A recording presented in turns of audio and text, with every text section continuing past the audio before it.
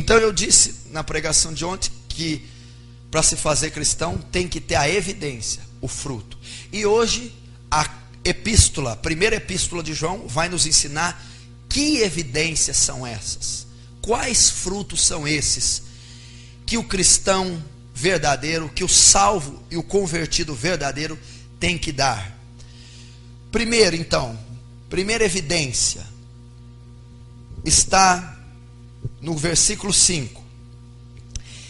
E esta é a mensagem que dele ouvimos e vos anunciamos, que Deus é luz e não há nele treva alguma.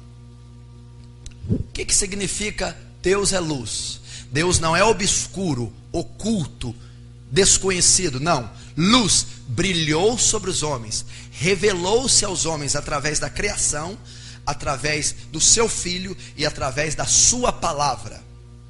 A primeira evidência de um verdadeiro salvo, de um verdadeiro convertido, ele anda pela revelação que Deus o deu. Deus se revela através da Escritura, e a evidência que ele é salvo é fazer a vontade de Deus revelada na Escritura. O que significa? A palavra me foi revelada. A palavra de Deus é um compêndio doutrinário de regras, normas, preceitos, estatutos, morais, sociais, civis e espirituais. A primeira grande evidência de um verdadeiro salvo significa: ele aplica cada conceito bíblico revelado por Deus na sua vida diária. A palavra, ela tem princípios para todas as áreas da nossa vida. E um cristão verdadeiro não dá um passo sem aplicar o conceito bíblico na sua vida. Como é ser um bom funcionário? As epístolas de Paulo: servi vosso Senhor, não à vista para agradar o homem, mas como para agradar a Deus. Estou aplicando um conceito bíblico. Maridos, deveis amar vossa esposa como Cristo amou. Eu estou aplicando um conceito bíblico. Eu não amo de qualquer jeito. Eu não me relaciono com a minha esposa do jeito que eu quero, porque aí eu me torno ímpio, confessando assim que eu não sou salvo, porque eu não estou andando na revelação de Deus. Segunda evidência: ser sensível ao pecado, ter uma vida de arrependimento. Olha o que ele está dizendo aqui: qualquer que é nascido de Deus não comete pecado. E aqui está no grego amartano, é um infinitivo presente vivo que subentende ação contínua. Então está dizendo que quem é salvo nunca mais pecará. Ele está dizendo que quem é salvo não fará ação contínua, prática diária, estilo de vida pecaminoso. Qualquer que é nascido de Deus, qualquer que é salvo, qualquer que é convertido, não comete pecado, não tem a prática diária de no pecado, não tem o pecado como estilo de vida. Por quê? Porque a sua semente permanece nele, porque o seu espírito está nele, porque ele foi regenerado, porque é outra natureza que habita nele, é a natureza de Cristo. E se a natureza de Cristo habita verdadeiramente nele, ele não pode pecar. Por quê? Porque é nascido de novo, porque é salvo.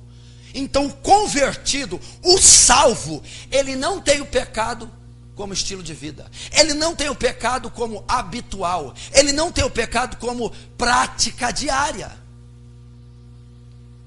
E se você se diz salvo, se você se diz convertido, mas não sabe diferenciar o santo do profano, você não é salvo. Se você não é sensível ao pecado, você não é salvo. A terceira evidência: tem que andar como ele andou, como Cristo andou. Tem que ser como Paulo: sedes meus imitadores, como eu sou de Cristo. imitar a Cristo, andar como Ele. Atos 11, 26, está escrito assim, na igreja de Atos: pela primeira vez em Antioquia, os discípulos foram chamados de cristãos. Por quê? Se pareciam com Cristo, andavam como Cristo, imitavam a Cristo, tinham o caráter semelhante ao de Cristo. Pastor, imitar a Cristo, andar como Cristo andou, é ser perfeito como Ele? Nós não vamos conseguir, porque a Bíblia diz que em tudo ele foi tentado, mas sem pecado. Mas vai haver um esforço descomunal em nós para imitá-lo. Nós vamos desejar ser como Ele, como o capitão da nossa salvação, como nosso mestre. Vamos querer praticar todos os seus hábitos revelados nos 4 evangelhos. Quarta evidência: amar nossos irmãos em Cristo, andar com eles, servi-los, ter comunhão com eles, é uma evidência. Cristão que odeia outro cristão, aqui não está dizendo do próximo, de ímpios, está dizendo ama o seu irmão, irmão em Cristo, que professa a mesma fé em Cristo, os cristãos em toda a igreja do Senhor no mundo. E a quarta evidência, ele diz: aquele que diz que está na luz, aquele que diz ser salvo, mas aborrece, odeia, tem algo contra o seu irmão, até agora está em trevas. Até agora significa nunca se converteu. Mas aquele que ama seu irmão, o outro cristão, está na luz, esse é convertido. Essa é uma evidência, ele é salvo, e nele não há escândalo. Mas aquele que aborrece, que odeia, está em trevas, e anda em trevas.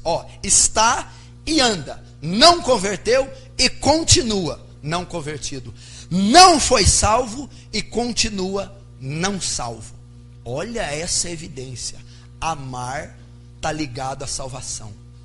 O amor está ligado à salvação. Já parou para pensar? Aquele que diz que está na luz, que é salvo, mas odeia o irmão, está em trevas, não pode ser salvo. Por quê? Porque Deus exige que tenhamos zelo com os outros membros do corpo de Cristo, que amemos os outros aos quais Ele derramou o seu sangue. Quinta evidência: santificação. Santificação. Um verdadeiro salvo cresce na santidade. Hebreus capítulo 12, 14 diz assim: segui a paz com todos e a santificação, sem a qual ninguém verá a Deus, sem a qual não somos salvos, sem a qual não somos convertidos. Santificação.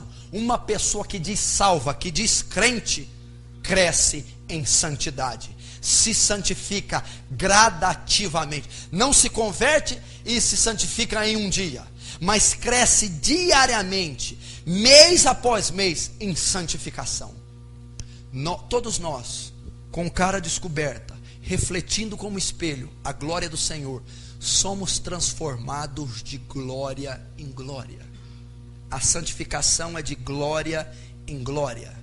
Aqui está dizendo que Moisés, quando subia, colocava o véu, porque Israel não podia ver a glória de Deus, se manifestava através do rosto de Moisés, se iluminava. Israel não podia olhar, porque Moisés estava como um espelho, transmitindo a glória do Senhor. Mas como que é isso? Moisés subiu no Monte Sinai várias vezes e ficou vários dias.